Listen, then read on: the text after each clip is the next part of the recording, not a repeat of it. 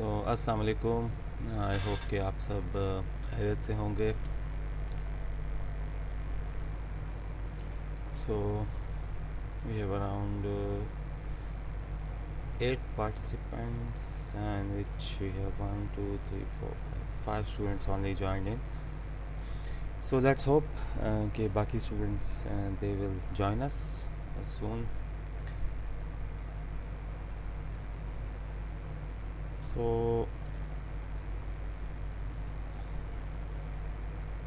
today we are going to perform lab number 12 of basic electrical engineering lab, and the title of the lab is to observe the load characteristics of a DC compound motor. And इससे पहले हम DC shunt machine पे काम कर चुके हैं, and we have also performed the load test for DC series motor, and today we will be performing the test on DC compound motor. So what are the objectives of this experiment?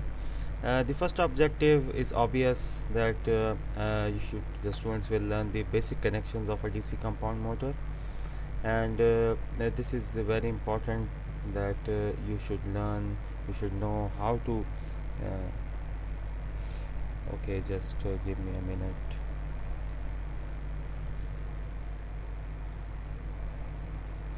Some disconnection.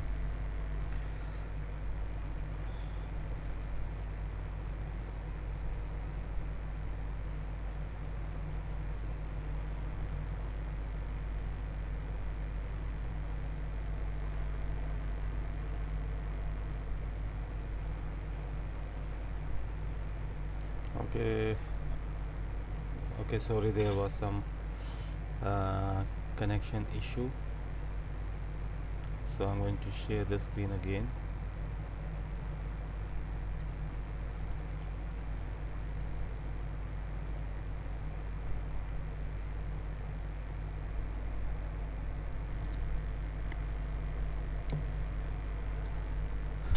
Okay, so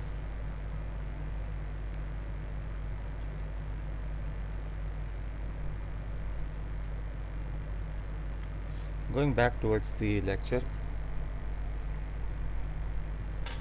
let me check my connection once again if there is any issue.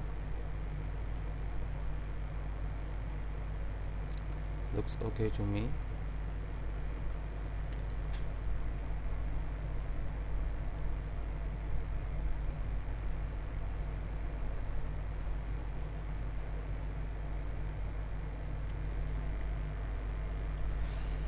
Okay.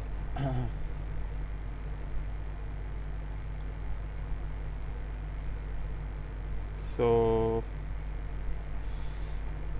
I think that the screen is not visible to you. Just wait.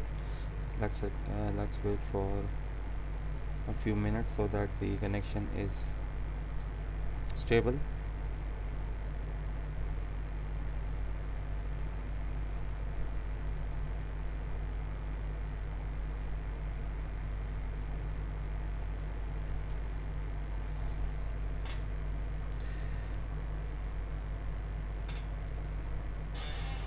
Okay.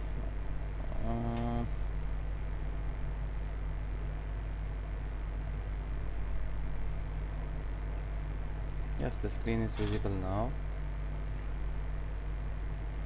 Yes, the screen is visible now. Okay, so lab number 12 is about the load characteristics of a DC compound motor, and as I have told you earlier that we have previously worked on DC series motor and DC shunt motor, and now today we will work on DC compound motors. And before we lost the connection, we were discussing the objectives of the experiment. So the first objective is that students will learn the connection of the DC compound motor, and then the second objective is that we will observe the speed and torque characteristic of the compound motor when the load is changed, and we will note the readings in the table. So coming towards the apparatus, what we need here is a DC compound to DC shunt coupled machine set, in which DC compound machine will be used as the motor, and this DC shunt machine will be used as a generator. And then this compound machine will have a panel adjacent to it, and that panel will be having some ammeters, voltmeters, rheostat, and DC variable power supply to run the motor, and also to excite the generator, a tachometer, and variable DC loads and connecting leads.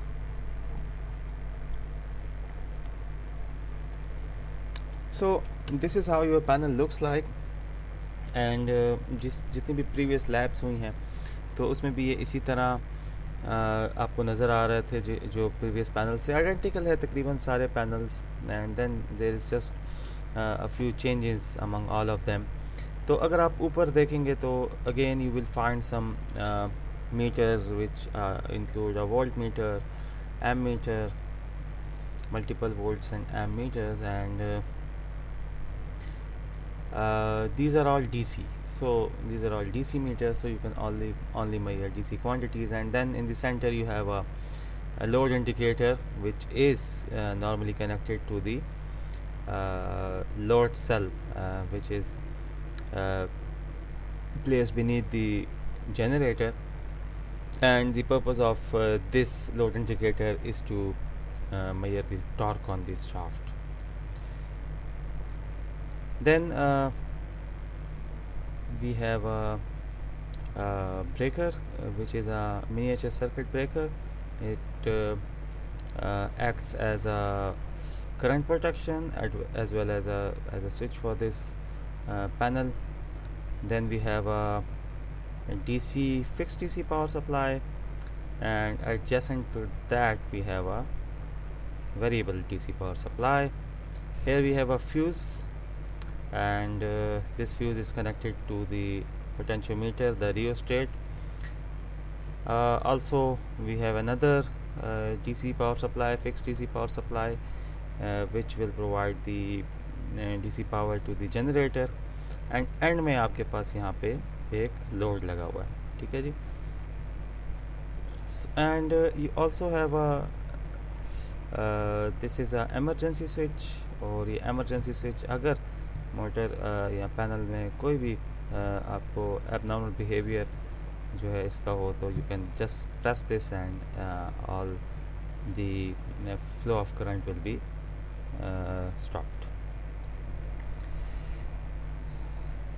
अच्छा जी, बाजिद कह रहे हैं जी sir जी आप ज़रा lecture Urdu में दोगे तो अच्छा और आसानी से समझ आएगा हमें. Okay Wajid, I am trying कि मैं दोनों का बैलेंस करूं, इंग्लिश और उर्दू दोनों का. ओके, उसके बाद फिर हमारे पास एक मोटर जनरेटर सेट है. ठीक है, तो ठीक है, ये जो आपके पास है this is a shunt generator, और जिस तरह मैं आपको पहले भी बता चुका हूँ तो यहाँ पे हमारे पास एक ठीक है इसकी दो वाइंडिंग्स हैं. ठीक है, F1 and F2 which is the field winding, and A1 and A2 which is the armature winding. ठीक है जी. ऑन द अदर हैंड अगर आप देखते हो कंपाउंड मोटर को, ठीक है, ये जो आपको यहाँ पे नज़र आ रही है, तो अब इसमें आपको 6 वाइंडिंग्स नज़र आएंगी, और ये मैं भी आपको बताता हूँ. ठीक है, एक आपके पास होगी S1 और S2, देन एक और वाइंडिंग आपके पास होगी F1 एंड F2, एंड एक वाइंडिंग आपके पास होगी A1 एंड A2. तो ये जो ऊपर वाली दो वाइंडिंग्स हैं ये एक्चुअली आपके पास क्या हैं जी, कि ये आपके पास दोनों फील्ड वाइंडिंग है. ठीक है, और जो नीचे जो A1 A2 है that is the armature winding. तो जो कंपाउंड मोटर है इसको कैसे ये चेंज है या कैसे ये डिफरेंट है फ्रॉम योर शंट मशीन या योर सीरीज़ मशीन, कि it is a combination of both of the machines. मतलब कि जो शंट मशीन है उसमें फील्ड और आर्मेचर पैरेलल में कनेक्ट होते थे, and in the series motor वहाँ पे हमारे पास दोनों सीरीज़ में कनेक्टेड होते थे। लेकिन in the case of compound motor अब आपके पास दो फील्ड वाइंडिंग है, एक S1 और S2 ये भी फील्ड वाइंडिंग है, और फिर दूसरी F1 F2 ये भी फील्ड वाइंडिंग है, और ये दोनों आपके पास कनेक्टेड होंगी आर्मेचर के साथ। सीरीज़ वाइंडिंग जो है S1 S2 ये सीरीज़ में कनेक्टेड होगी, और F1 F2 जो कि आपके शंट की वाइंडिंग है ये पैरेलल में या शंट में कनेक्टेड होगी। सो अब हम सर्किट डायग्राम को देख लेते हैं तो आपको ज़्यादा अंडरस्टैंडिंग इसके डेवलप हो जाएगी। तो यहाँ पे अगर आप देखें तो अगेन ये जो मोटर है, ठीक है, इसमें आपको ये F3 F4 जो नज़र आ रहा है, ठीक है, ये आपकी जो मोटर है उसके ऊपर S1 और S2 है। एंड इफ़ यू सी कि यहाँ पर ये जो है एक सीरीज़ कनेक्शन बना रहा है, मतलब कि करंट यहाँ से आ रहा है, ये जो रेड लाइन है, ठीक है, एमीटर में जा रहा है, एमीटर से होता हुआ F3 F4 जो कि एक्चुअली S1 S2 है मोटर पे, उस पे आ रहा है, एंड देन ये जा रहा है, डिवाइड हो रहा है आपके आर्मेचर और फील्ड में। तो मतलब कि जो सीरीज़ है, ठीक है, ये जो F3 F4 यहाँ पे आपको नज़र आ रहा है, या जब आप मोटर को देखोगे तो वहाँ पे S1 और S2 लिखा होगा। So this is actually your field जो कि सीरीज़ में कनेक्टेड है, और फिर ये जो F1 F2 है ये एक फील्ड है जो कि पैरेलल में कनेक्टेड है आपके आर्मेचर के साथ, ठीक है। So now you have two fields over here, एक फील्ड जो कि सीरीज़ में कनेक्टेड है और एक फील्ड जो कि पैरेलल में कनेक्टेड है, ठीक है। एंड ये अब एक कॉम्बिनेशन सा बन गया है कि अगर आप इसको देखते हो, ये जो मैंने अभी बॉक्स सा बना दिया है, ठीक है, तो ये आपको कौन सी नज़र आती है, डीसी शंट मोटर, ठीक है, बिल्कुल डीसी शंट मोटर का ये डायग्राम है, सही है। और अगर आप ये जो राउंड सा मैंने बनाया है, जो एस जिस पे लिखा हुआ है, इसको आप देखते हो ये कनेक्शन, तो ये आपके पास बिल्कुल वैसा ही कनेक्शन है जैसे सीरीज़ मोटर के केस में कनेक्शन था। So now compound motor as you see कि ये एक कॉम्बिनेशन है सीरीज़ मोटर का और शंट मोटर का, ठीक है जी। And then you have this generator side जो कि हम प्रीवियस 3 लैब्स में कर चुके हैं, एंड आई होप कि अभी तक आपको आइडिया हो गया होगा कि हम शंट जनरेटर की जो फील्ड है उसको हम एक डीसी पावर सप्लाई दे देते हैं, एंड देन जो आर्मेचर है उससे हम आउटपुट ले लेते हैं। लोड हम इसके ऊपर डालते हैं, जो लोड है वो क्या करता है कि लोड आपके इलेक्ट्रिकल लोड हम जब डालते हैं तो वो शाफ्ट पे मैकेनिकल लोड डालता है, and then this mechanical load जो है वो आपकी मोटर के ऊपर आती है, ठीक है। And then this is actually the load test. So what is the procedure? Procedure is simple. First of all, you will connect the series field in series with the shunt field and armature field. मतलब कि जो series field है वो shunt field और armature field दोनों के साथ series में होगी, और जो शंट और फील्ड और आर्मेचर है वो आपके पास एक दूसरे के साथ पैरेलल में कनेक्टेड होगा। फिर हम 100 वोल्ट्स तक इसको इनपुट दे देंगे। आफ्टर दैट हम ये भी मेक श्योर करेंगे कि लोड रजिस्टर जो है जनरेटर के अक्रॉस कनेक्टेड हो, मतलब कि लोड हमने कुछ जनरेटर पे डाला हो, विदाउट लोड हम इसको ना चलाएं, बिकॉज़ अगर विदाउट लोड हम इसको चलाएंगे तो इसकी काफ़ी ज़्यादा स्पीड होगी और ये आपके जो असेंबली है उसको भी डैमेज कर सकती है और मोटर और जनरेटर के वाइंडिंग को भी डैमेज कर सकती है। Then we will gradually increase the load on motor and we will see that what is the effect on terminal voltage and which is supposed to be constant, but we will see that effect on RPM, जो torque है उसका क्या effect उस पर आ रहा है, load current पे क्या इफेक्ट आ रहा है, जिस तरह हम हर लैब में करते हैं, ठीक है। So this is the Multisim circuit, and in Multisim एक 100 वोल्ट्स की सप्लाई हम इसको देंगे। देन यू सी कि जो मोटर हमारे पास है वो आप शंट या सीरीज़ में कनेक्ट कर सकते हो, तो there is no option of a compound motor in your Multisim, जिसके लिए मैंने क्या किया है कि मैंने जस्ट यहाँ पर सीरीज़ में एक इंडक्टर लगा दिया है, ठीक है। तो एज़ यू नो कि जो वाइंडिंग है इसका ज़्यादा इफ़ेक्ट जो है वो इंडक्टिव होता है, ठीक है। और अगर आप यहाँ पे देख लेंगे इस ये देखें, अगर आप इस मोटर में भी, तो जो आपको फील्ड का पार्ट नज़र आ रहा है वो इंडक्टिव नज़र आ रहा है, इंडक्टर का सिंबल है उसमें। तो इट मीन्स के आपके पास जो इंडक्टर है वो एक सीरीज़ फील्ड का काम कर सकता है।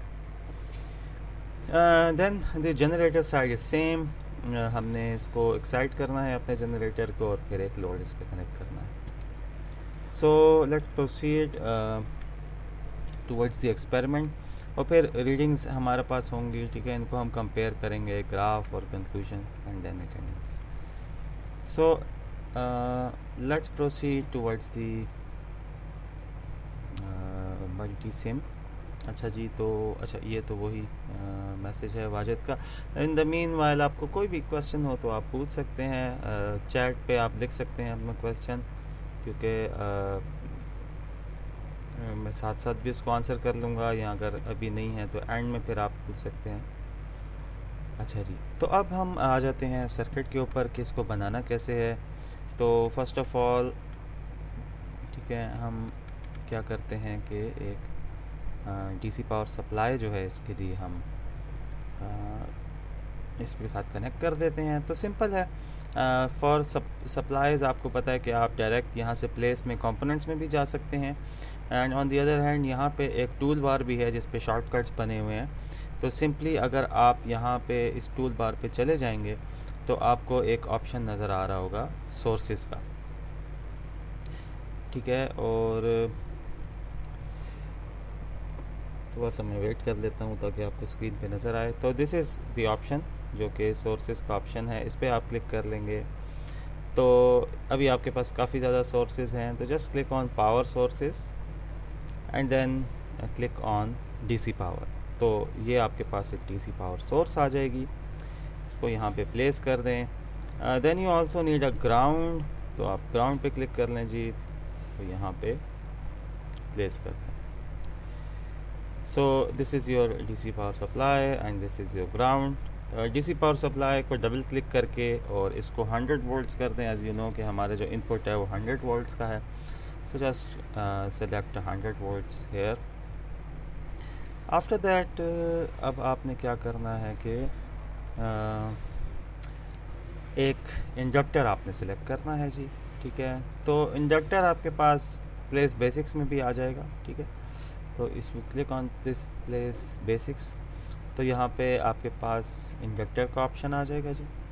और इंडक्टर आप कोई भी यहाँ से उठा के और इधर आप प्लेस कर दें। And this is a 1 milli henry inductor. Then we need a variable resistor जो कि पोटेंशियोमीटर है, ये हमें चाहिए। सो देखें सबसे एंड में आपके पास पोटेंशियोमीटर है जी। So click on that, click on okay and इसको यहाँ पे आप प्लेस कर दें। एंड जस्ट इसको आप रोटेट भी आपने करना है। सो राइट क्लिक करके भी आप रोटेट कर सकते हैं इसको, रोटेट क्लॉकवाइज,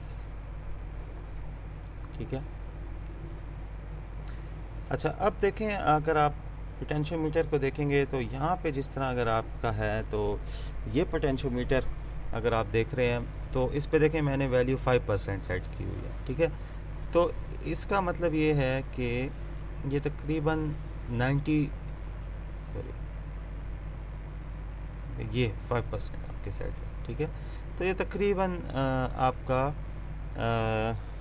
रेजिस्टेंस जो है वो 95% रेजिस्टेंस है, क्योंकि ये एक आप कह सकते हो कि रिवर्स में लगा हुआ है। तो अगर आप इसको जस्ट राइट क्लिक करके फ्लिप हॉरिजेंटली कर लोगे, ठीक है, तो अब आपको इसी को मीटर को फिर आप पोटेंशियोमीटर को फिर 95% पे प्लेस करना होगा। तो इट्स अप टू यू कि अगर आप इसको मिरर करके यूज़ करना चाहते हो जैसे ये पहले था, तो फिर आपको क्या करना होगा कि इसको मिनिमम, जब आप यहाँ पे मिनिमम पेस को रखेंगे तो उसी टाइम ये मैक्सिमम रेजिस्टेंस शो करेगा। लेकिन अगर आप इसको मिरर कर देते हो, ठीक है, तो फिर अब आपका रेजिस्टेंस जो है वो राइट साइड पे इंक्रीज़ होगा। और ये आम पोटेंशियोमीटर में भी इसी तरह होता है कि अगर आप उसके बेसिकली 3 टर्मिनल्स होते हैं, तो अगर आप एक साइड के 2 टर्मिनल्स यूज़ करोगे तो वो क्लॉकवाइज उसकी जो रेजिस्टेंस है वो ज़्यादा होगी। अगर आप राइट साइड के 2 टर्मिनल्स यूज़ करोगे तो फिर आपकी जो एंटी क्लॉकवाइज है रेजिस्टेंस वो ज़्यादा होगी। अगर मैं आपको यहाँ पे बना दूँ तो आसान हो जाएगा आपके लिए। अगर यहाँ पे नज़र आ रहा हो, हाँ बिल्कुल ये नज़र आ रहा है, मैं इसको ज़रा सा जूम कर देता हूँ, ये बिल्कुल ये नज़र आ रहा है जी।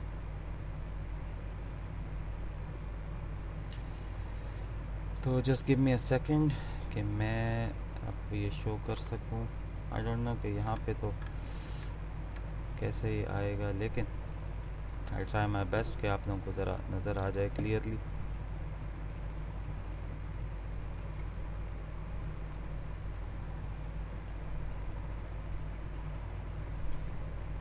अच्छा जी, तो अभी देखें ये जो आपको पोर्शन नज़र आ रहा है, मैं हाईलाइट कर देता हूँ, ये आपका पोटेंशियोमीटर है, ठीक है। तो और ये ऊपर इसकी नॉब लगी हुई है। तो अगर आप इनपुट जो है वो, ठीक है, ये मैं एरो बना देता हूँ, ये इनपुट हो जाएगा। ये अगर आपका इनपुट हो जाता है और आउटपुट तो ये सेंटर ही होगा, सेंटर वाला टर्मिनल आपका आउटपुट होगा, ठीक है।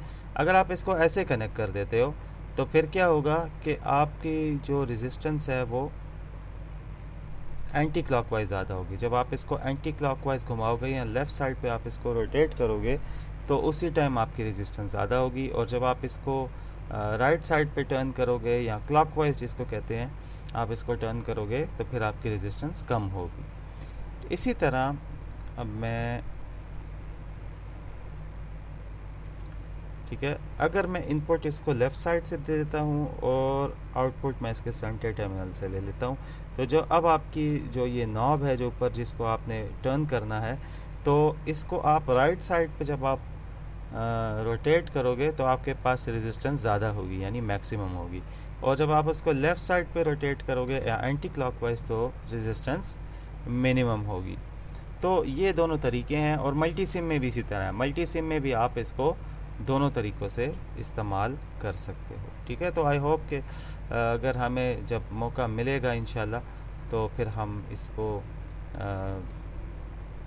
जो है वो लैब में भी मैं आपको करा सकूं। आई होप कि हमें टाइम मिले कि हालात अच्छे हो जाएं और फिर हम इसको लैब में एक्सपेरिमेंट को परफॉर्म कर सकें। अच्छा जी, तो ये 2 तरीके हैं। तो मैं जिस तरह डायग्राम में बना है मैं इसको वैसे ही कर देता हूँ ताकि आप लोगों के लिए आसानी हो। लेकिन ये दोनों तरीके आप इससे यूज़ कर सकते हो। अच्छा जी, अब बारी आ जाती है मोटर की। और अगेन मैं प्लेस में जाकर और कंपोनेंट्स पे क्लिक कर देता हूँ और फिर मैं कैटेगरी सेलेक्ट कर लेता हूँ ऑल ग्रुप्स। जब मैं ऑल ग्रुप सेलेक्ट कर लेता हूँ तो इसमें नीचे एक मेरे पास एक कैटेगरी है रेटेड वर्चुअल की।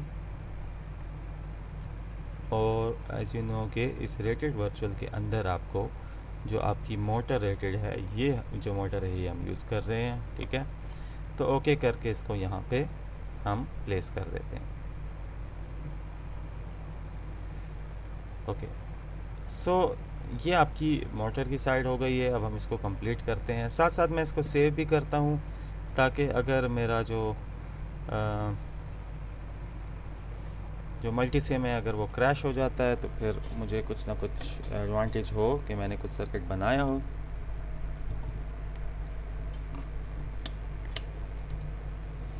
अच्छा जी, तो मल्टीमीटर्स भी चाहिए जी, 2 मल्टीमीटर्स। तो मल्टीमीटर्स आपको राइट साइड पे एक टूल बार है मेजरमेंट्स का, वहाँ से आपको मिल जाएंगे। तो एक मल्टीमीटर हम वोल्टेज के लिए रख लेंगे और एक करंट के लिए। जो वोल्टेज वाला मल्टीमीटर है इसको आप रोटेट क्लॉकवाइज कर देंगे तो आपके पास ये इस तरह अरेंज हो जाएगा। एंड ये आपके पास करंट वाला मीटर आ गया है जी। एम मीटर है एक्चुअली ये।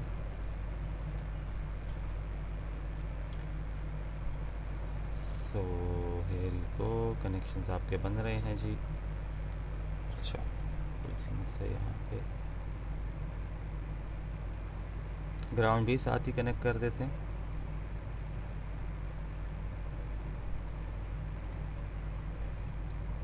नाउ इंडक्टर को हमने कनेक्ट करना है।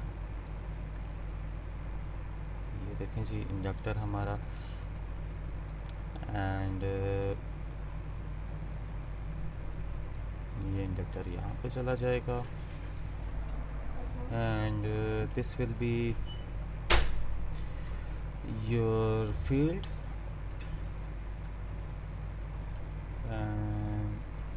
ये अब देखें ये जो पहला इंडक्टर है ये एक फील्ड है जो कि सीरीज़ में हमारे पास कनेक्ट होगी आर्मेचर और फील्ड दोनों के साथ, एंड ये एक और फील्ड है जो कि अब पैरेलल में कनेक्ट हो जाएगी। ठीक है जी, ये अगर आप देख लें यहाँ पर, so now if you see के आपके पास जो L1 है जो कि इंडक्टर है, and I have connected this as a series field, और ये अब सीरीज़ में कनेक्टेड है आपके जो कि एक जो मोटर है, इस ओवरऑल इसमें भी एक फील्ड है और इसमें भी एक आर्मेचर है, तो इन दोनों के साथ ये सीरीज़ में कनेक्टेड है। अब सीरीज़ में क्यों कनेक्टेड है? क्योंकि सारा करंट जो सोर्स से आ रहा है, ठीक है, सारा करंट जो हमारे पास इनपुट से आ रहा है वो इस इंडक्टर से गुजर रहा है जी। ठीक है, और फिर आगे जाके ये करंट डिवाइड हो रहा है हमारे जो फील्ड है और जो आर्मेचर है उसके दरमियान।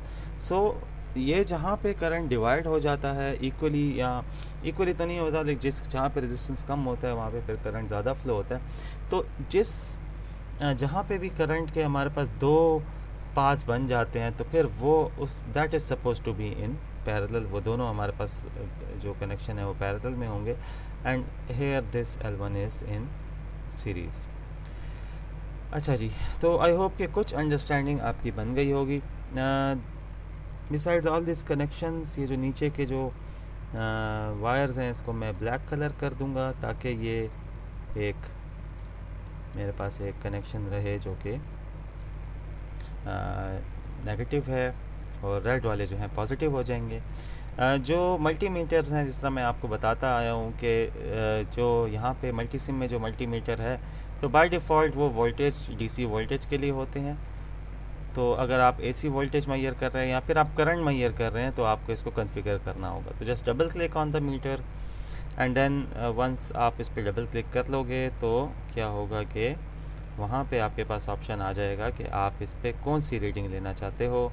आप इस पर वोल्टेज सेलेक्ट करना चाहते हो, रेजिस्टेंस या डेसिबल्स, एसी या डीसी, और या आप एम्पेयर्स मेजर करना चाहते हो। ठीक है, तो मुझे यहाँ पे डीसी एम्पेयर्स मेजर करने हैं, तो मैं ए और ये जो स्ट्रेट लाइन है या जो बार है इसको मैं सेलेक्ट करूँगा। ओके, तो मोटर साइड हमारी कंप्लीट हो गई है। यहाँ पे मोटर की कुछ कॉन्फ़िगरेशन भी होगी और इंडक्टर की, तो वो हम एंड में करेंगे। इस वक्त हम क्या करते हैं कि अब अपनी जनरेटर साइड को कॉन्फ़िगर करते हैं।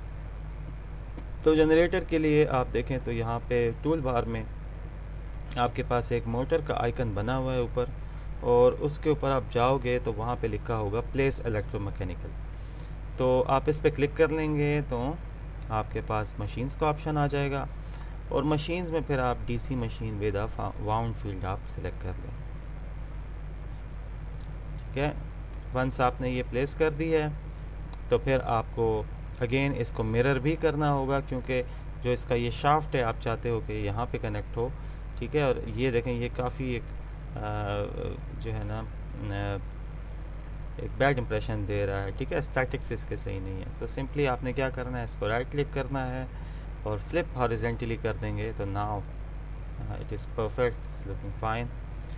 काम तो दूसरी तरह भी करेगा, लेकिन एस्थेटिक्स जो हैं आपके इस तरह ज़्यादा अच्छे हो जाएंगे। आफ्टर दैट अब हम यहाँ पे कुछ सप्लाईज़ को दे देते हैं। तो हमारे पास ऑलरेडी 100 वोल्ट्स की सप्लाई मौजूद है, एक वेरिएबल पोटेंशियोमीटर भी मौजूद है, तो दोनों को आप सिलेक्ट करके कॉपी करें। और यहाँ पे ला के पेस्ट कर दें। ठीक है, तो ये आपकी सप्लाई हो गई। और फिर इसी तरह ये पोटेंशियोमीटर कॉपी कर लें जी, यहाँ पे पेस्ट कर दें। ठीक है, एंड देन अगेन जो आउटपुट है अगर आप देखें तो उसके साथ एक बल्ब आपने लगाना है और फिर कुछ मीटर्स लगाने हैं। तो बल्ब के लिए अगेन आप प्लेस में जाके कंपोनेंट्स में ग्रुप में आप ऑल ग्रुप सेलेक्ट कर लें। और फिर इसमें नीचे अगर आप जाएंगे ऑल ग्रुप्स में तो आपको पास एट द एंड एक वर्चुअल लैम्प की अपनी ही एक लाइब्रेरी है, और उस लाइब्रेरी के अंदर आपको जो है ये लैम्प मिल जाएगा।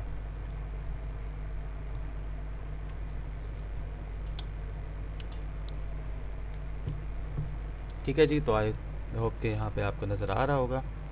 तो जस्ट ओके कर देते हैं and just place it here.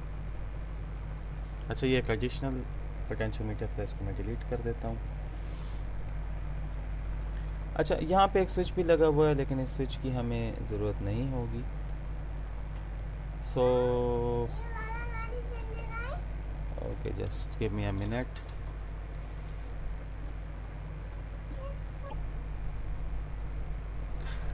Okay, so now we have connected all these equipments जो हमें चाहिए थी, and we will make the connections. Also we will be needing a few voltmeters and ammeters, तो कुछ multimeter हम यहाँ पे place कर देते हैं।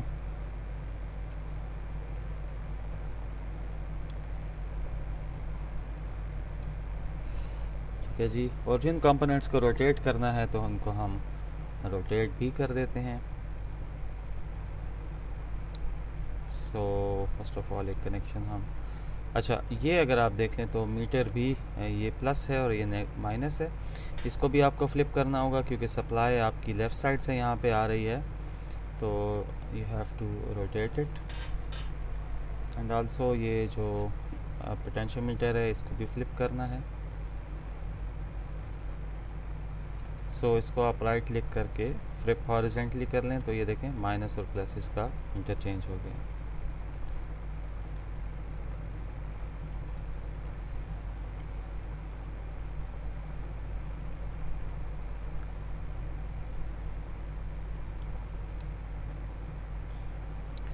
अच्छा, तो यहाँ पे कुछ काफ़ी ज़्यादा इसको रखा हुआ है, तो जस्ट हम 100% इसको भी कर देते हैं। देन आर्मेचर के साथ कुछ कनेक्शन है और करंट का है, वोल्ट्स का है, तो वोल्ट मीटर को हम नीचे ले आते हैं and again we have to rotate it clockwise. और ये जो एम मीटर है ये आपका कनेक्शन हो जाएगा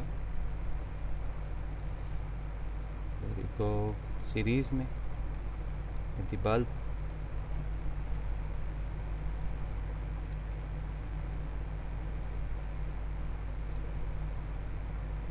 अगेन जो कि यहाँ पे जो हमारे पास नेगेटिव हैं जितने भी कनेक्शन, इसको आप सेलेक्ट करके और इसका नेट कलर आप ब्लैक कर दो। ठीक है जी, एंड जो बल्ब है इसको हम 200 वोल्ट्स पे सेलेक्ट कर लेते हैं जिस तरह के सिलेक्टेड है, एंड 100 वाट्स पे हम इसको सेलेक्ट कर लेते हैं। सो कनेक्शन हमारा कंप्लीट है। कुछ चेंजेस अगर इसमें करनी है तो मैं ज़रा सी कर लेता हूँ। जस्ट यहाँ पे जो एस्थेटिक्स हैं इसके मैं अच्छे कर लेता हूँ ज़रा से ताकि अच्छा नज़र आए ओवरऑल। ओके, एंड थोड़ा सा इन चीज़ों को भी क्लोज कर देते हैं।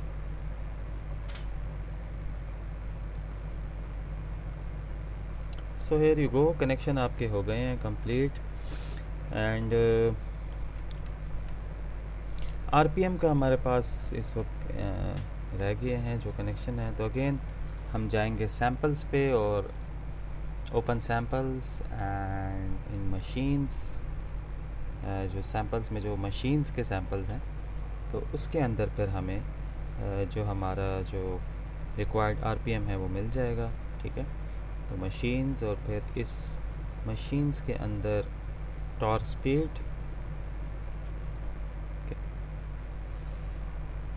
अच्छा जी। वकार कह रहे हैं कुछ नज़र नहीं आ रहा। वकार आप देख लें, जो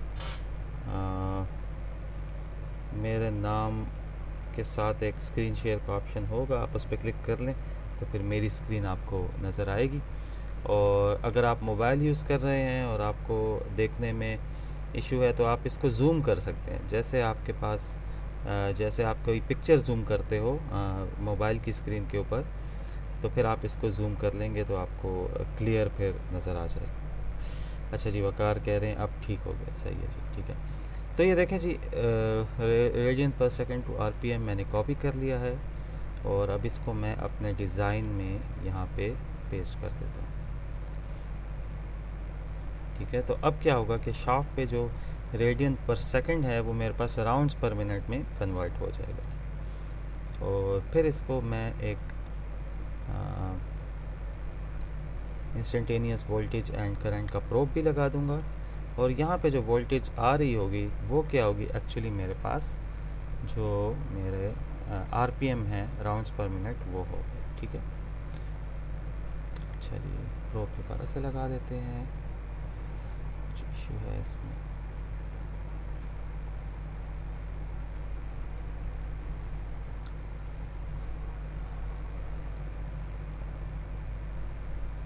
और ये मैं प्रीवियस लैब्स में भी काफ़ी दफ़ा कर चुका हूँ, तो आई होप कि अभी तो आपको आइडिया हो गया होगा। अगेन टॉर्क के लिए भी मैं यहाँ से एक प्रोब कनेक्ट कर लूँगा, ठीक है। इंस्टेंटेनियस वोल्टेज एंड करंट, तो यहाँ पे जो वोल्टेज आएगा ये मेरा टॉर्क होगा। ओके, देन आई होप कि सब कुछ ठीक ही है। अब हम आ जाते हैं कॉन्फ़िगरेशन के ऊपर। तो जो नेक्स्ट स्लाइड है इसमें मैंने मोटर, जनरेटर, हर एक चीज़ को इसकी कॉन्फ़िगरेशन दी हुई है। तो फर्स्ट ऑफ़ ऑल मोटर देख लेते हैं जी। तो जस्ट मोटर पे आप डबल क्लिक कर लेंगे तो यहाँ पे जो मैंने पैरामीटर्स दिए हुए हैं तो यही पैरामीटर्स आप यहाँ भी लिख लें। तो जो आर्मेचर वोल्टेज है वो 200 है। Then we have are maximum armature voltage, that is 200. Rated armature current is 8.8. Rated maximum armature current 200 रखा हुआ है क्योंकि काफ़ी हाई इन रश करंट होता है जो हमारे पास सिमुलेशन में है। नॉर्मल कंडीशन में ये आपके पास 5 एम्पेयर से ज़्यादा नहीं होगा, लेकिन यहाँ पे क्योंकि ये सिमुलेशन है तो हमें इसको रेटिंग काफ़ी ज़्यादा कर रहे हैं, ठीक है। Rated field voltage is 200, maximum field voltage is 200। Armature resistance, inductance वही हैं जो इसके अंदर हैं। फील्ड रेजिस्टेंस भी वही है जो इसमें है जी। Field inductance is also the same. And just जो स्पीड है यहाँ पे 1800 लिखी हुई है, 18 भी सही है। हमारी मोटर की 1500 है तो हम जस्ट 1500 इसको कर देते हैं। देन हमारे पास जो जनरेटर है, ठीक है, डीसी मशीन वाउंड फील्ड, और इसमें बाकी पैरामीटर्स हम सेम रहने देते हैं। जस्ट हम क्या करते हैं कि जो हमारा जो म्यूचुअल इंडक्टेंस है, आर्मेचर फील्ड म्यूचुअल इंडक्टेंस, उसको हम 500 कर देते हैं, ठीक है। क्योंकि ये म्यूचुअल इंडक्टेंस जितना ज़्यादा होगा उतना ज़्यादा आउटपुट पे आपके पास वोल्टेज और फिर ओवरऑल पावर प्रोड्यूस होगी। और जो आपके पास जो आपका इंडक्टर है, ठीक है, इसके अगर आप देख लें तो अच्छा, तो इंडक्टर हमने एडवांस्ड इंडक्टर सेलेक्ट किया था। और अच्छा, तो जस्ट मैं इसको चेंज कर देता हूँ एंड सिंपली मैं एक एडवांस इंडक्टर सेलेक्ट कर लेता हूँ जो कि मुझे मिल जाएगा लाइब्रेरी में। अच्छा जी, तो इंडक्टर्स पे चले जाते हैं अगेन।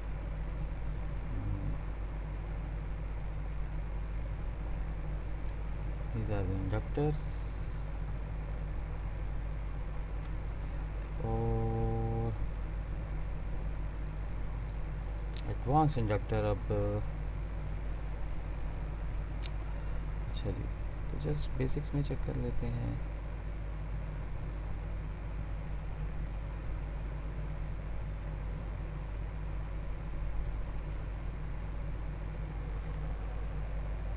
ये है आपके पास, ठीक है। तो बेसिक वर्चुअल के अंदर अगर आप क्लिक करेंगे तो आपके पास एक एडवांस इंडक्टर आपको मिल जाएगा, तो इसको आप प्लेस कर लें। तो वैसे ये इंडक्टर भी काम करेगा, लेकिन क्योंकि वहाँ पे ये काम करेगा जब आपके पास सिंपल इंडक्टिव सर्किट्स होंगे। मशीन्स के केस में फिर आपको एक एडवांस इंडक्टर यूज़ करना होगा। सो जस्ट हम इसको यहाँ पे कनेक्ट कर देते हैं, डबल क्लिक करके वैल्यूज़ देख लेते हैं जी। वैल्यूज़ सेम हैं सारी, जस्ट जो रेटेड इंडक्टर करंट है वो आपने ज़्यादा कर देना है, क्योंकि इस तरह मैंने आपको बताया था कि मशीन की केस में यहाँ पे सिमुलेशन में काफ़ी ज़्यादा इनरश करंट होता है स्टार्ट में, तो इसी तरह यहाँ भी आपने ये करंट ज़्यादा कर देना है। ओके, सो हमारे पास यहाँ पे सेटिंग हमने कर ली है, और अब हम आ जाते हैं रीडिंग्स के ऊपर। और फर्स्ट ऑफ ऑल हम क्या करेंगे कि ज़रा चेक कर लेते हैं कि ये हमारे पास सर्किट जो है ये काम कर रहा है कि नहीं, क्योंकि डेफिनेटली जब आप कोई भी सर्किट बनाओगे चाहे सिमुलेशन में या लैब में, तो आपको कुछ ना कुछ ट्रबल शूटिंग डेफिनेटली करनी होगी, ठीक है। Let's play it. अच्छा, यहाँ पे हमने जो हमारा एम मीटर था, देखें इसमें हमने सिलेक्शन नहीं की थी एम्स की, ये हम कर लेते हैं। वोल्ट मीटर में सिलेक्शन है, इसी तरह यहाँ पे भी हमने सिलेक्शन नहीं की थी एम्स की, हम कर लेते हैं। अच्छा जी, अब हम इसको प्ले कर देते हैं।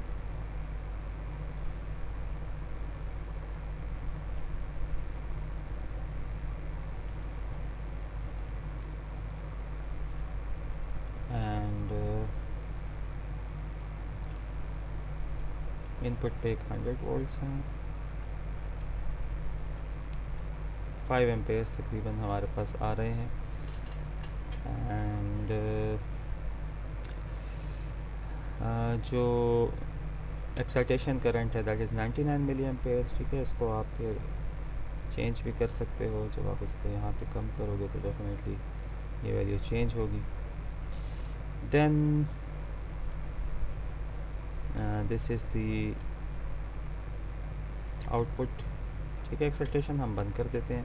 This is the load current and load voltage, और यहाँ पे जो आपको नीचे नज़र आ रहा है that is the input current and input voltage.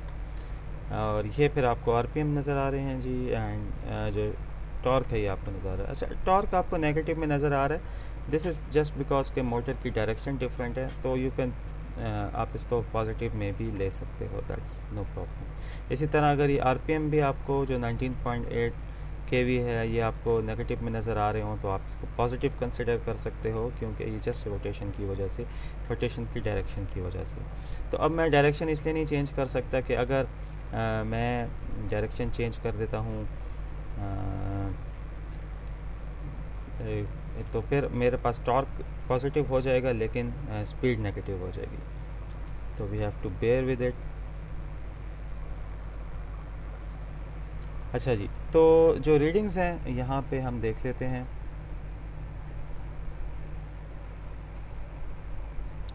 तो टर्मिनल वोल्टेज, मोटर करंट, ठीक है। टर्मिनल वोल्टेज यही है जो हमने इनपुट पे इसको दी हुई है जी, 100 वोल्ट्स हैं। मोटर करंट 5.58 एम्पेयर्स हैं, ठीक है। इनपुट पावर फिर आप डेफिनेटली टर्मिनल वोल्टेज और मोटर करंट को मल्टीप्लाई करके आपके पास आ जाएगी। स्पीड जी 1980 यहाँ पे मैंने लिखी हुई है, 19.8 को मैंने 1980 लिखा हुआ है। वैसे ये 1500 के करीब होगी जब हम लैब में एक्सपेरिमेंट करेंगे। लोड करंट है जी 256 मिली एम्पेयर्स, ठीक है। यहाँ पे 258 हैं, तो ये जस्ट हम खैर चेंज कर लेंगे। Then we have EMF 103.42, this is same, and torque is 0.12 newton per metre, मतलब 12.9 milli volts is actually 0.129 in newton per metre. तो मतलब मिली वोल्ट्स भी नहीं, बल्कि ये आपके न्यूटन पर मीटर ही होगा, इसमें भी न्यूटन पर मीटर सर में।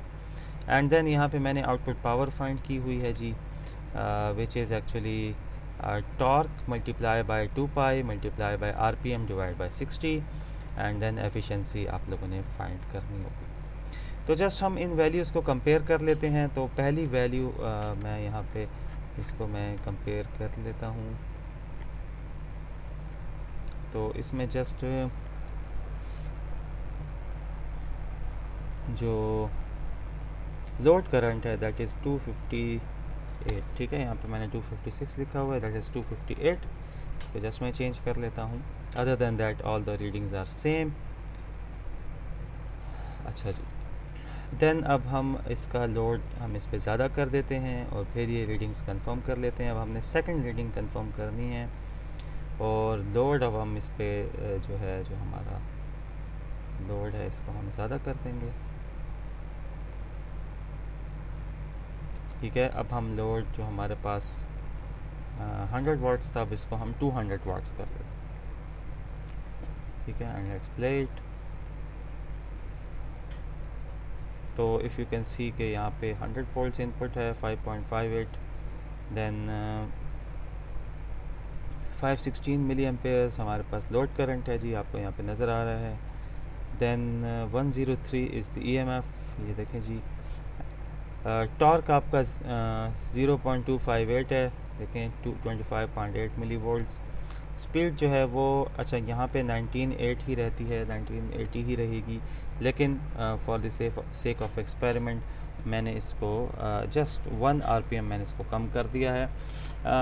अगेन ये भी ख़ासियत है आपकी डीसी मोटर की, जो कि डीसी कंपाउंड मोटर है, उसकी ये भी एक ख़ासियत है कि इसकी जो स्पीड है वो कम नहीं होती लोड के साथ, ठीक है। तो अब मैंने just for the sake of experiment ज़रा से इसको कम कर दिया है मैंने, लेकिन ये तकरीबन कांस्टेंट ही है, 1980 या 1979 हो, तो ये इतना आपको फ़र्क महसूस नहीं होगा। ओके, देन हम थर्ड रीडिंग कंफर्म कर लेते हैं। जस्ट मैंने अब लोड को 200 वाट से 300 वाट कर देता हूँ। एंड लेट्स प्ले दिस, ठीक है जी। तो 100 वोल्ट्स, अगेन 100 वोल्ट्स हैं ये input, 5.58 is the motor input current. Then you have speed, speed मैंने खुद ही 1 पॉइंट कम कर दी है, 1 RPM। लोड करंट इज़ 774, आप देख सकते हैं यहाँ पर। Voltage is 103.321 and torque is 38.7 milli MV है, तो that is 0.387 newton meter per second. Then reading number 4 हम कंफर्म कर लेते हैं। So just we will change this to 400 and let's play it.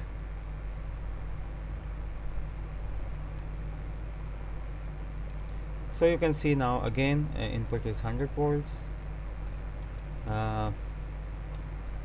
जो मोटर करंट है that is 5.58, RPM is 1977, load current is now 1 amperes, multimeter 5 पे आपको नज़र आ रहा है।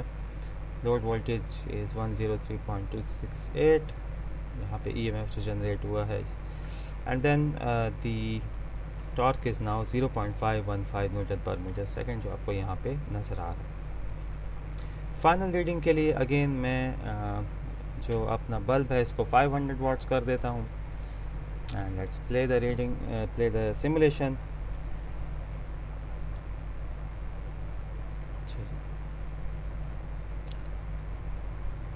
Okay, so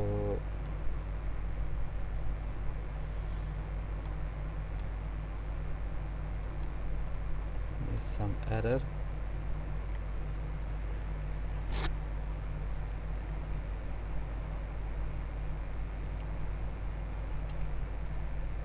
अच्छा जी, तो कुछ एरर आ रहा है थोड़ा सा।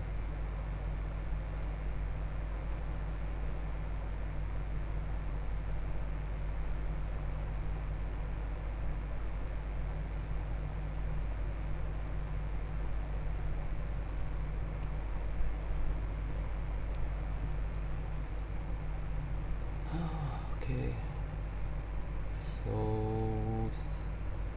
वोल्टेज को अगर हम ज़्यादा कर दें तो मे बी एरर हमारा, क्योंकि अब ज़्यादा वाट्स हैं तो डेफिनेटली अब हमारे पास ये ओके हो गया है। ठीक है।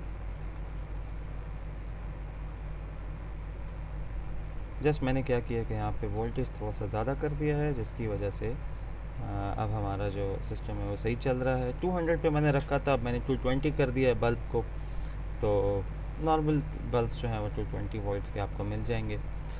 सो अब इनपुट वही 100 वोल्ट्स है, इनपुट करंट भी 5.5 एम्पेयर्स है। आरपीएम मैंने 1976 कर दिया है, एक आरपीएम मैंने और कम कर दिया है जी। जो करंट है, लोड करंट, ठीक है जी, दैट इज़ 1.067, ठीक है जी, 1.067। एंड इतना ज़्यादा इस पर इफेक्ट नहीं आया है करंट, हम ज़रा और ज़्यादा कर लेते हैं इसको। Let's go to 600 watts and then will see the effect. अच्छा जी, 6 पे नहीं काम कर रहा, ओके 500 पे हम कर लेते हैं एंड यही रीडिंग्स चलें इस पे लिख लेते हैं। So 1067 is the load current and 103.262, ठीक है जी, 262 is the load voltage। जो RPM है that is 53.5, so हम सॉरी जो टॉर्क है इसको भी हम चेंज कर लेते हैं, 533 कर लेते हैं जी, ठीक है जी। And then this is about all the readings। And then ये जब रीडिंग्स आपके पास आ जाएंगी तो आपने जस्ट आउटपुट पावर कैलकुलेट कर लेनी है। फार्मूला मैंने दिया हुआ है, एक मैंने सॉल्व भी यहाँ पे किया हुआ है जी, तो उसी तरह आपने इसको करना है। एंड देन एफिशिएंसी है जी, जिसमें output power divide by input power है, ठीक है, this is the output power P out, ठीक है। तो with the help of this you can solve it. अच्छा जी, तो अब आ जाते हैं अटेंडेंस की तरफ एंड देन इफ़ अगर आपके कोई क्वेश्चंस हैं तो वो भी मैं ले लूँगा। अच्छा जी, उसामा कह रहा है नमाज का टाइम है। अच्छा जी, नमाज तो मेरे ख़्याल से 1:30 पे या 1:15 पे होगी इंशाल्लाह, तो फिर आप ज्वाइन कर सकते हैं नमाज। अच्छा, और जस्ट मैं अभी आप लोगों की अटेंडेंस ले लूँगा।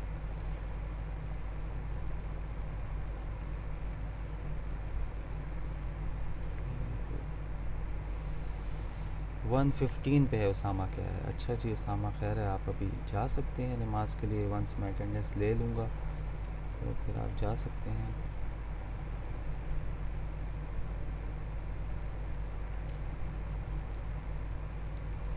अच्छा जी,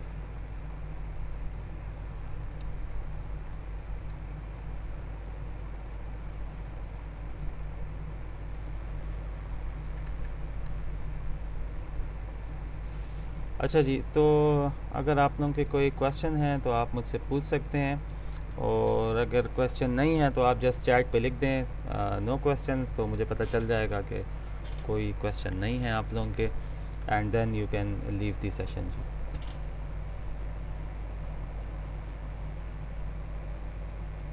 अच्छा जी, ओके।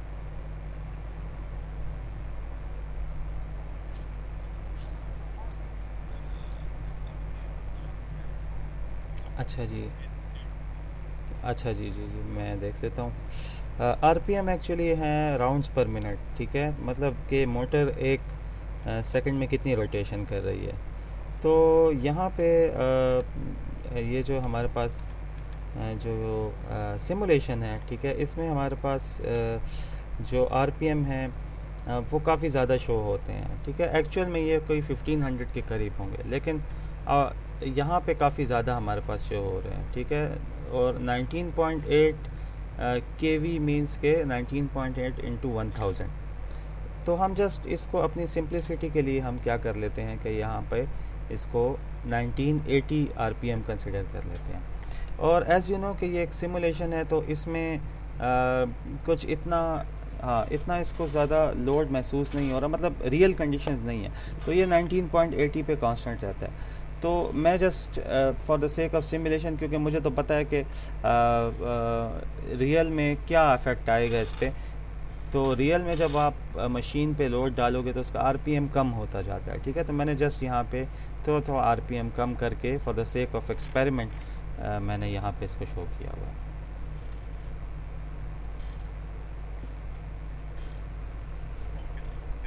ठीक है जी, ठीक है। अच्छा जी, तो फिर और किसी का क्वेश्चन हो तो वो भी मुझसे पूछ लें, और जिन लोगों के क्वेश्चन नहीं है तो just they can leave the session. जी जी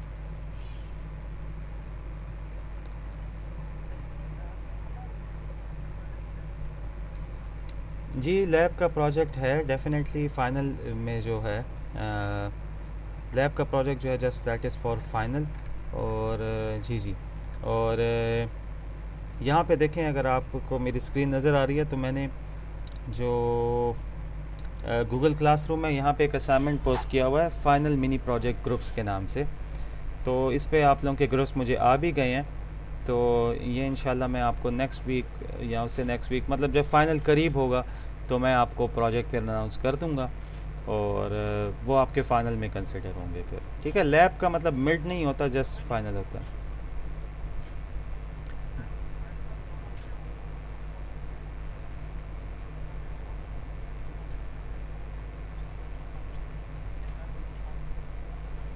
नहीं, वो थ्योरी का है कि लैब का है।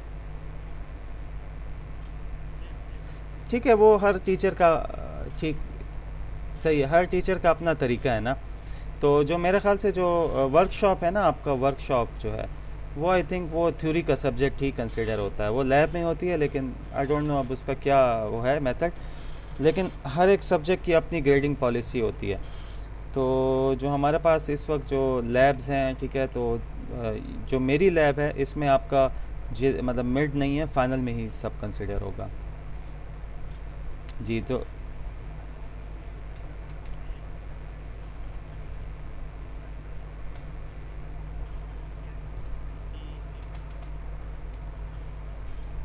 ठीक है, वो तो टीचर, हाँ हाँ सही है, वो आपके लिए है ना, मतलब आप सीख जाओगे ना, जितना ज़्यादा काम आपसे टीचर लेगा उतना ज़्यादा आप सीख जाओगे।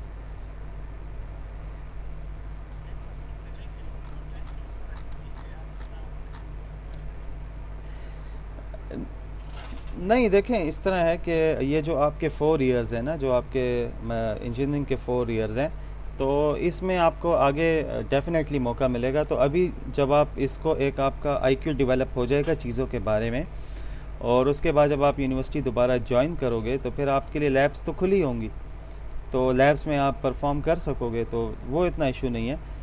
लेकिन इस वक्त जो आप जितना फ़ायदा उठा सकते हो आप उससे फ़ायदा उठाओ, और कोशिश करो कि आपका टाइम ना वेस्ट हो। तो अगर आपने 1% भी सीख लिया तो कुछ तो आपको पता होगा ना चीज़ों के बारे में।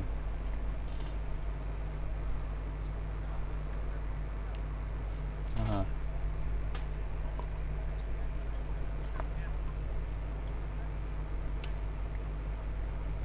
अच्छा। देखें, ये जो अगर मतलब जो ऐसा सब्जेक्ट है कि जिसमें जो टीचर है वो क्लास नहीं ले रहा, या फिर कोई लेक्चर आपको नहीं मिल रहे, तो आपके कोऑर्डिनेटर हैं सर इरफान, तो उनको आप कांटेक्ट करें और उनको बताएं कि हमारा इस तरह इशू है। तो डेफ़िनेटली वो फिर उस टीचर को कहेंगे, या फिर टीचर आपके लिए रिप्लेस करेंगे।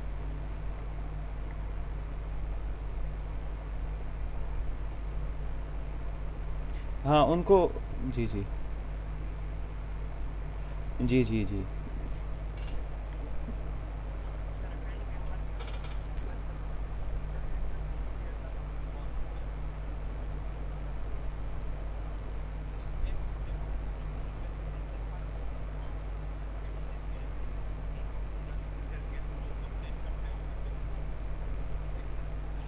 अच्छा अच्छा, नहीं नहीं, खैर है, बस ये तो अभी, ये तो आप कहा कि देखें क्लास आपने लेनी है, और मतलब you are paying the fees, तो डेफिनेटली आपको क्लास जो है, मतलब जो सब्जेक्ट हैं ये सारे आपके लिए ज़रूरी हैं। अब ये जिस तरह इलेक्ट्रिकल का सब्जेक्ट है ये भी ज़रूरी है, हर चीज़ आपके ओवरऑल आपकी ट्रांसक्रिप्ट बनेगी, तो उसमें हर चीज़ आपकी ग्रेडिंग होगी बाकायदा। तो इसके अलावा ओबी सिस्टम है, तो हर एक सब्जेक्ट के अपने CLOs हैं, तो उससे आपने PLOs अचीव करने हैं। तो कोई भी सब्जेक्ट आप फॉर ग्रांटेड नहीं ले सकते, हर चीज़ आपने सीखनी है। तो आप कोऑर्डिनेटर से कह दें, इरफान साहब से, और वो फिर आपके लिए सिस्टम अरेंज कर देंगे। और अभी भी है टाइम, तकरीबन जुलाई के एंड में आपका ये सेमेस्टर ख़त्म होगा, तो अभी काफ़ी ज़्यादा टाइम है, आराम से कवर हो सकता है। जी जी जी, जुलाई के एंड में आपका ये सेमेस्टर ओवर होगा।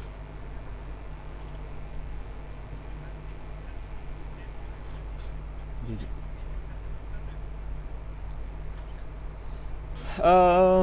अब ये है कि उनकी ऑनलाइन, अच्छा तो ऑनलाइन सेशन नहीं होता उनके साथ?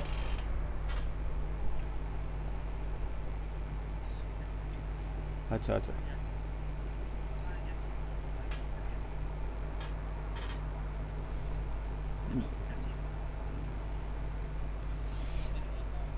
जी जी, वालेकुम सलाम। जी जी यासीन, जी जी।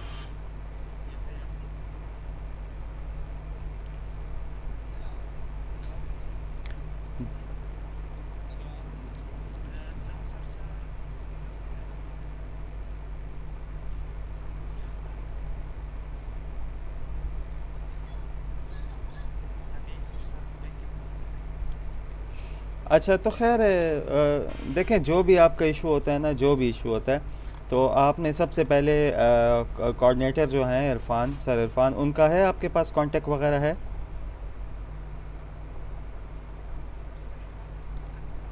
हाँ, सर इरफान को आपने बताना है, तो वो जो भी आपका प्रॉब्लम होगा, he is there, he will solve it. और फिर अगर डेफिनेट पहले तो वो कर देंगे, लेकिन अगर फॉर एग्जांपल कोऑर्डिनेटर सॉल्व नहीं करता तो फिर चेयरमैन है, चेयरमैन सॉल्व नहीं करता तो डीन है, फिर डीन सॉल्व नहीं करते तो फिर VC हैं। लेकिन खैर, आपका जो प्रॉब्लम है वो इरफान साहब वो बहुत ज़्यादा कोऑपरेटिव हैं, वही आपका इशू जो है ना वो रिजॉल्व कर देंगे।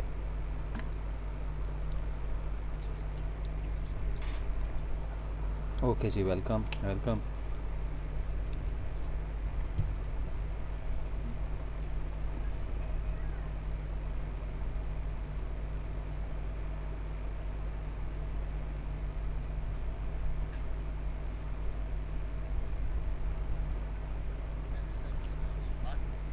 जी जी।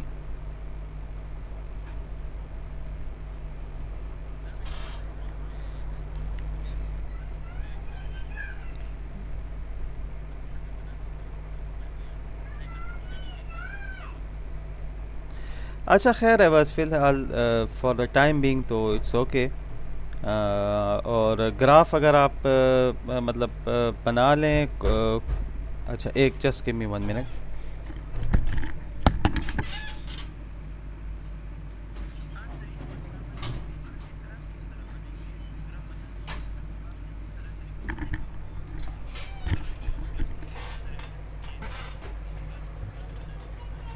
जी जी।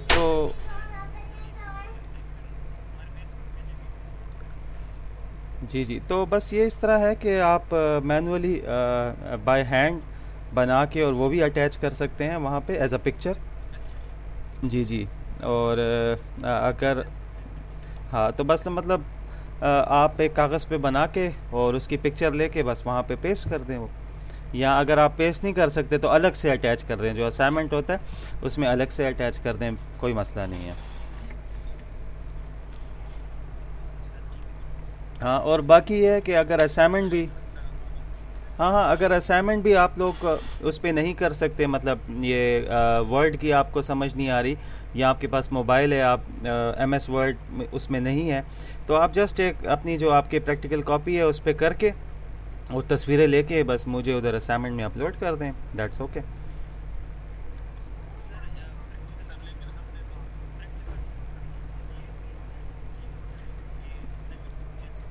नहीं नहीं, प्रैक्टिकल कॉपी लेने की ज़रूरत नहीं है, जस्ट एक आप इस तरह कर लें कि अच्छा जी, अच्छा, तो जस्ट आप लोग इस तरह कर लें कि,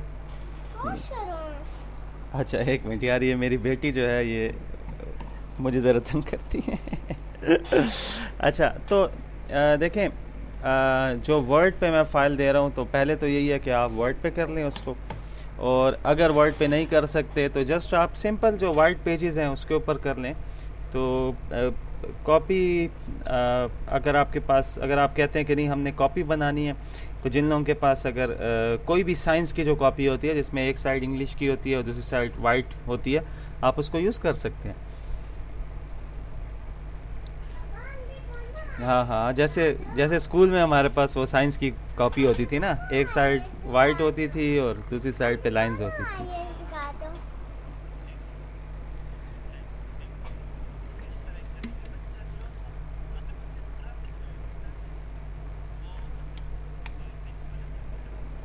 जी जी, बस आप वाइट, सिंपल वाइट पेज पे ग्राफ बना लें। मतलब मैं आपके लिए जो आसान हो आप उस तरह करें, बस मेरे तक आपकी प्रोग्रेस बस पहुंच जाएगी। आप उस कागज़ पे बस वो प्रैक्टिकल का नाम और आईडी वगैरह अपनी लिख दें ताकि मुझे पता चले कि आपने ही बनाया है। अब आने को ना ये सिखा दो।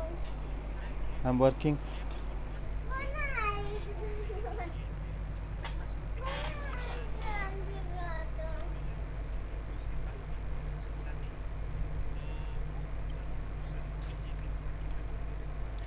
जी जी, वो मैं एंड में अपलोड करूँगा, लैब 1 2 3 जो है, जब हम ये प्रैक्टिकल सारे कर लेंगे ना।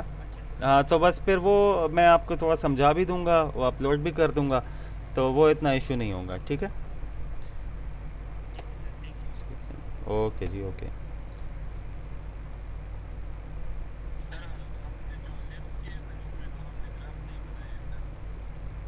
जी, तो बस खैर है शायान, अभी आप इस तरह कर सकते हैं कि आप कागज़ पे बना लें, बस वहाँ पे अटैच कर दें उनके साथ, या अगर नहीं भी क्या है तो खैर है, कोई बात नहीं है, बस अपने पास आप सेव रखें।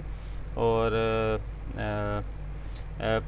मैं फिर आप लोगों को बता दूंगा, अगर तो ज़रूरत हुई तो फिर मैं बता दूंगा, मैं टाइम भी एक्सटेंड कर दूंगा, खैर है ना, कि आप दोबारा से उसको सबमिट कर लें। तो जस्ट फिर आपने क्या करना होगा कि कागज़ पे बना के और उधर अटैच कर देने होंगे। ठीक है।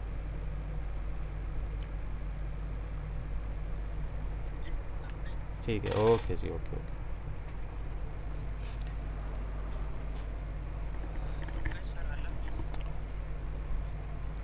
जी जी, बिल्कुल बिल्कुल, क्लास आपकी ओवर हो गई है, you can leave the session now. Thank you जी, थैंक यू वेरी मच।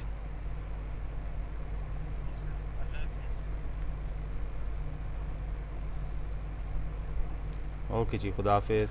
खुदा हाफिज़ जी।